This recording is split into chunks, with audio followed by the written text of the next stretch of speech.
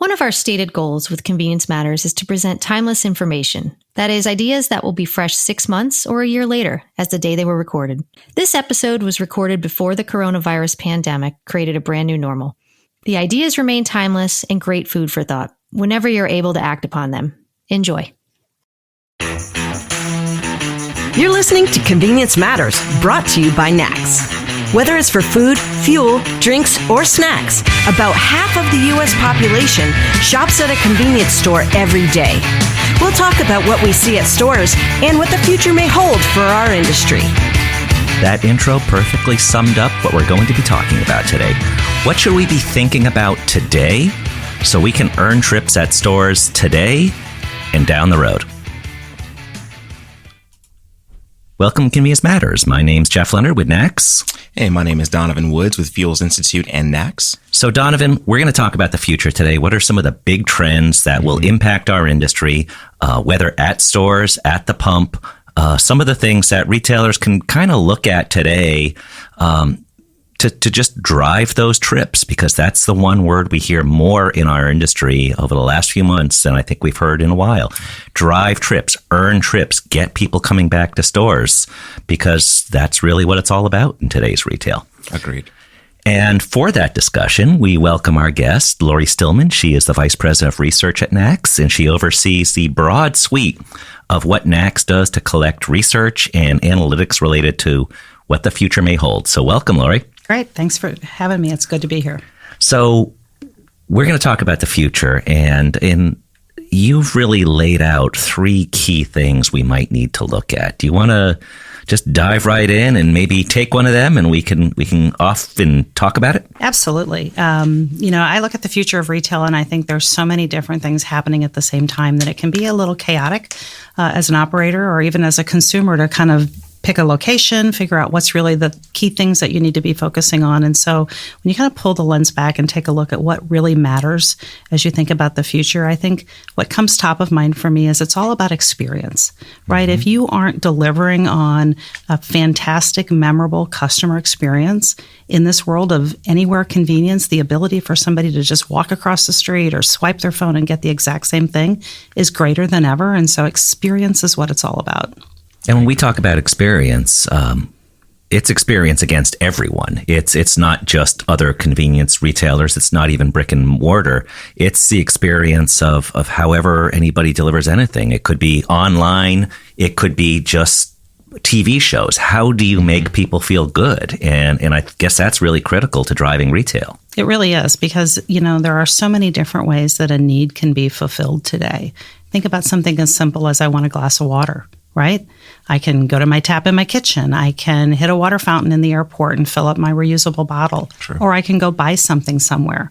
And each of those require a different level of energy and effort and maybe expense for me. And so if I know every time I walk into my neighborhood convenience store, they have the brand that I love, they have it cold and waiting for me, and a friendly face behind the counter that recognizes me and says, welcome back, that's going to make me do something different than what might otherwise be perceived as the easy way out.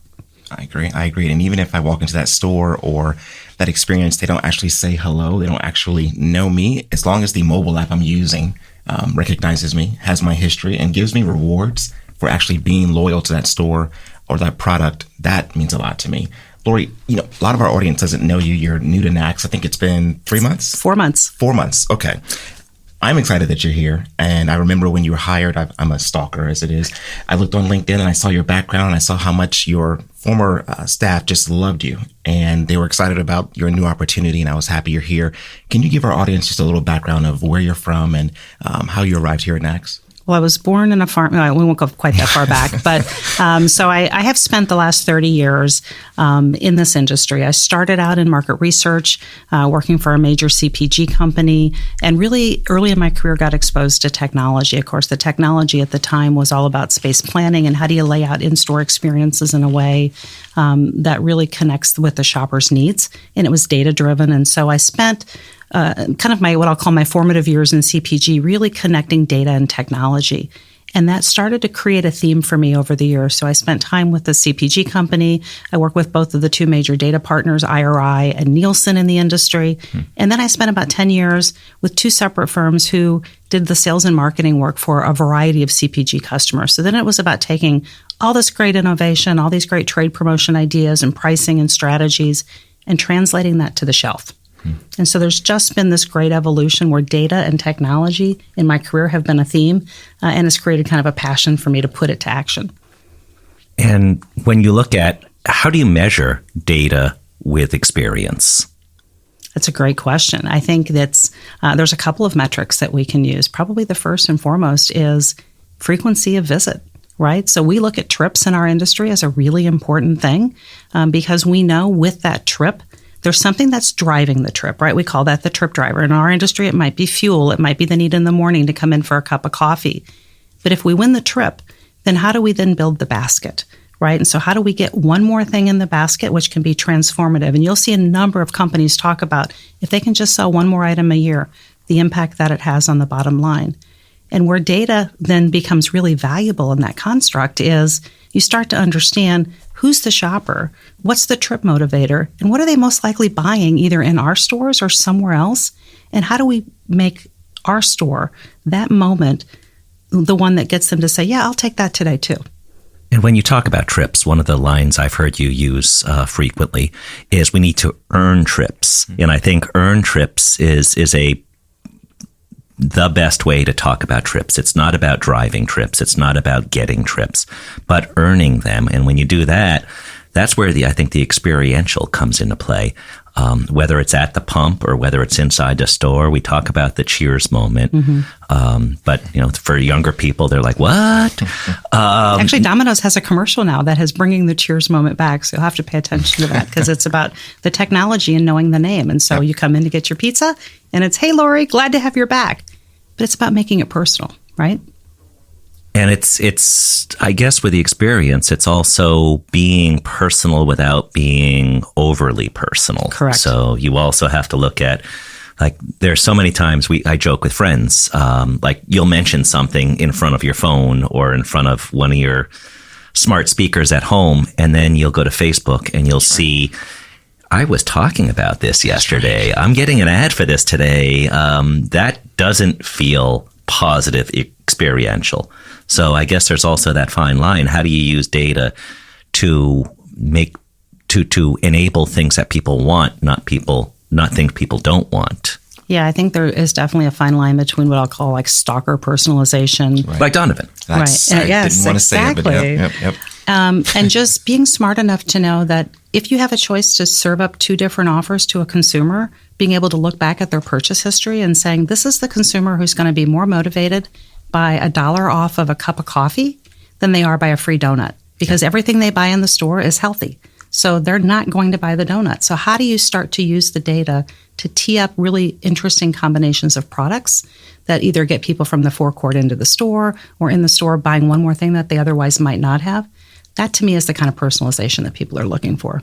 Because I walk into, and it's easier for me to name retailers who aren't in the C-store industry, but I have a favorite dog store for my dog. It's called Loyal Companion, and I've been going there since he was born. And I compared that with something like PetSmart, and I walk into PetSmart and they don't know me. It's a different person every single time, and I stop going. Loyal Companion, they know my name. They say my name when I come in. That's important. It's kind of creepy too, but it's important. But the big thing is also, like you said, they have things based on points, rewards. They value you. They send you emails that you actually want. So it's not just bombarding you with stuff. It's personalized to what I typically shop for.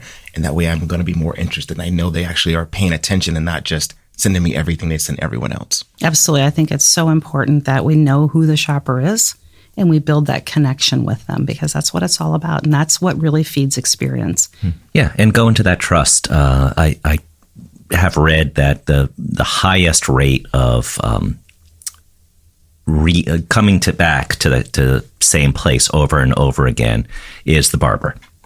And yes, I did mention barber, but it's because you have a bit of a conversation. There's a bit of a trust that this person will do this right, and kind of that's an important part of how I look.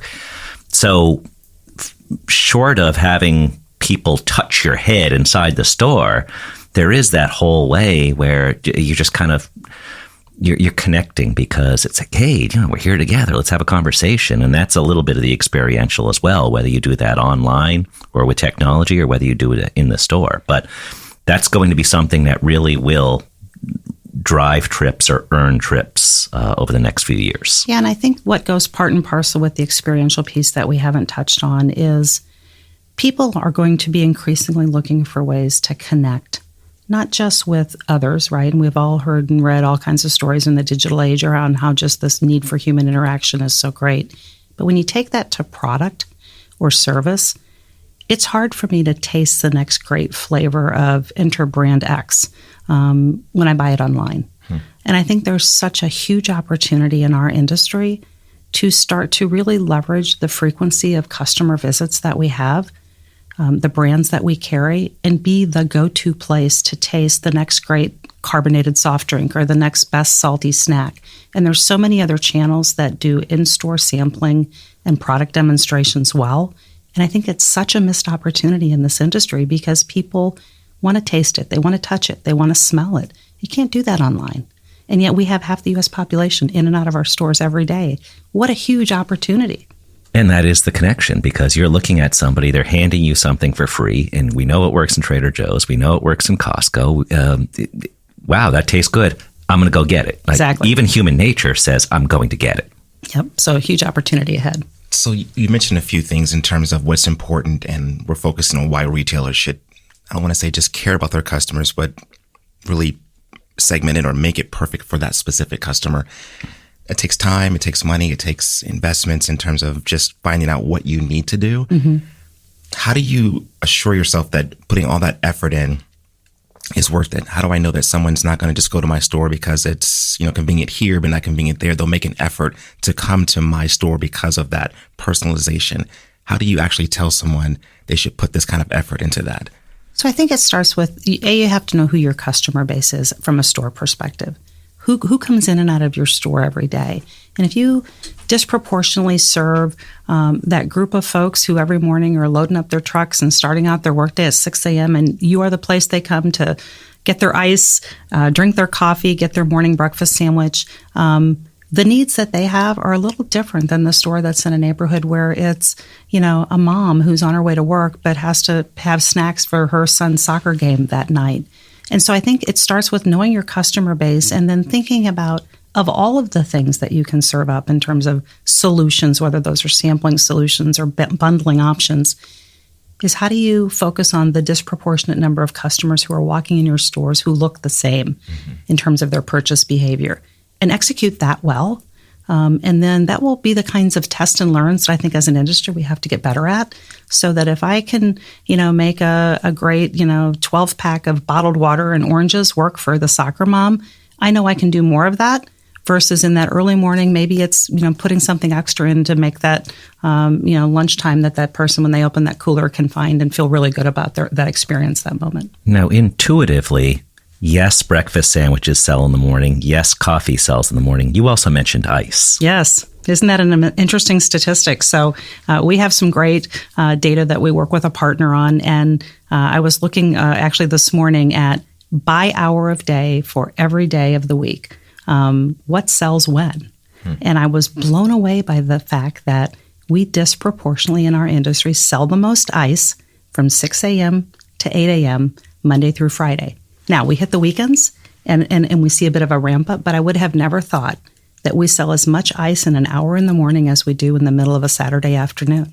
And again, it's about knowing who our customers are and what their needs are, and whether they're, food truck guys getting their bags of ice for their day schedule, or, hardworking Americans who are out making sure they've got water on their truck for their long day of the work that they do, meeting the needs of those customers, and we're selling a lot of ice.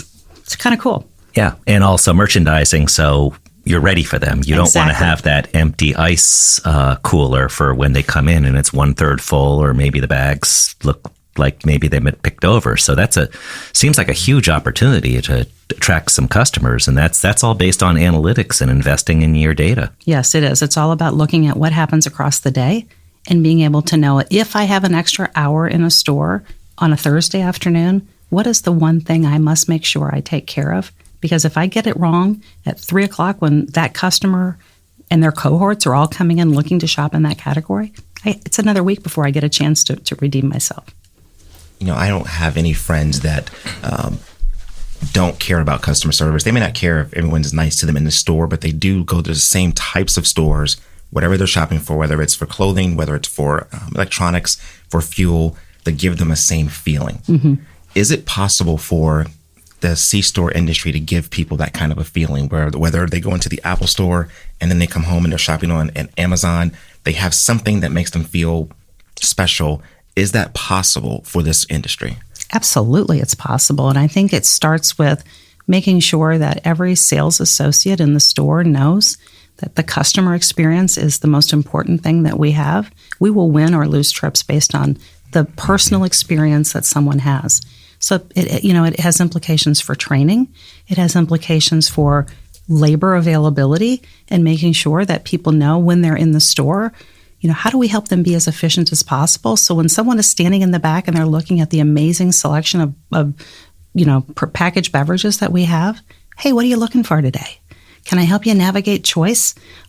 Just being able to enable associates in stores to engage one-on-one with customers. And that's a little counter to our model, right? We tend to run pretty lean.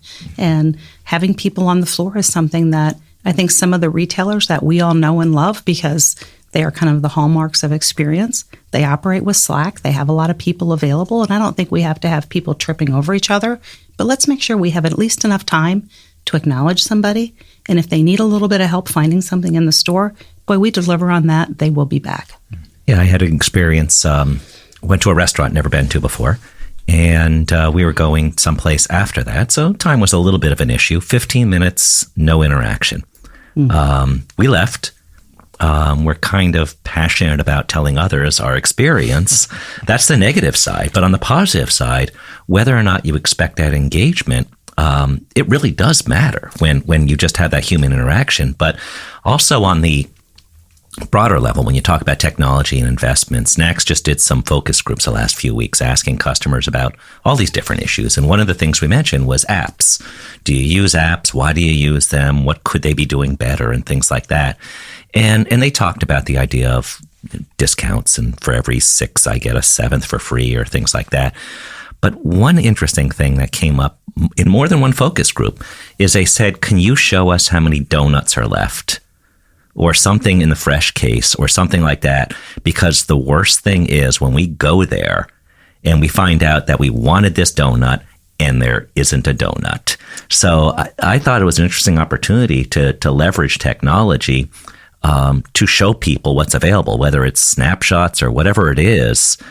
There's something out there that they're saying, yeah, we want more than just tell us about loyalty points and things like that. So that could be the next evolution of where the investment in technology takes us. I don't disagree at all. I think what we're seeing is this entire pivot of the power continues to move into the hands of the shopper, right? And so I think by and large, we've done a pretty good job of leveraging technology to enable them to tell us of what we have available they're willing to buy. What we haven't done are the things like, how do we teach them how to use it? How do we help them see, is it really as fresh as I want? And there's lots of ways that technology we're going to see in the next 3 to 5 years is going to really further empower that shopper to scan a product at the shelf and find out that this orange was picked a little bit longer ago than that orange, and so I'm going to take the one that's fresher. And technology is going to really empower the shopper to make really critical decisions at the point of purchase, and we got to make sure we're ready for it. I think you just teed up your third takeaway. You talked about the evolving customer experience as one takeaway that we need to pay attention to. The second one is looking at gaining competitive advantage requires investments in data management and analytics.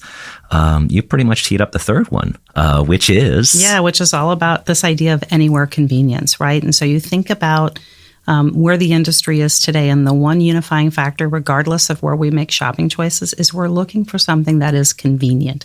It's about time. And in this world of anywhere convenience, the idea that we have to reset what the consumer is looking for in terms of how we use that kind of legacy thinking to start to drive the shopping trip drivers and the expectations that they have, because technology is changing what I expect as a good experience, as a good moment in the store. And so anywhere convenience, whether it's in my car at a stoplight ordering the tennis shoes my daughter needs that she forgot to tell me about, that'll show up on my next doorstep, or just ordering ahead so when I get to, store X, they have the cup of coffee that I want waiting on the counter. All of a sudden now, it's not good enough. I don't want to wait a minute. I want to be able to walk in and walk right out. And we've got to be ready for what does that mean to our operations, our supply chain, how we market in the industry. And I remember interoffice envelopes where you could, be passive aggressive and stick something in an interoffice envelope, and the next day that person in the office gets it. Now, when you send an email and you don't get a response in 10 minutes, the general response is like, "Oh, I'm being ghosted" or something like that. So it is immediate convenience, and thinking about how some of the drugstores do it, where if you're on a trip, you can plan, I need something, and just kind of get online, look at where the next store is, and there you go. With convenience stores, same thing, particularly with the chains. There's a chance to up the ante, and you had mentioned it with looking at oranges. You're seeing that the technology already in play in China, where Hema, you can use your phone, you can look, and it will tell you exactly when that fish came out of the water. It'll tell you exactly when that head of lettuce was picked, and it will follow you all the way through. It'll give you all that information. And that's not science fiction, that's science fact. And it's going to up the expectations that everyone has around convenience, and that's important to us because we have it in our names. Well, and I think we have a unique opportunity in the sheer fact that the size of our box is smaller, the amount of information that we need to capture and retain and deliver out to the shopper, we can get there a whole lot faster than anybody else. So I don't know what we're waiting for, because I think it's a great opportunity to let them see what we have and inform them so that when the time comes to make a choice, we win time and time again. I don't think we can sum it up any better than that. Lori, thank you for joining us today. Hey, thanks for having me. This was fun. Convenience Matters is brought to you by NACS and produced in partnership with Human Factor. For more information, visit convenience.org.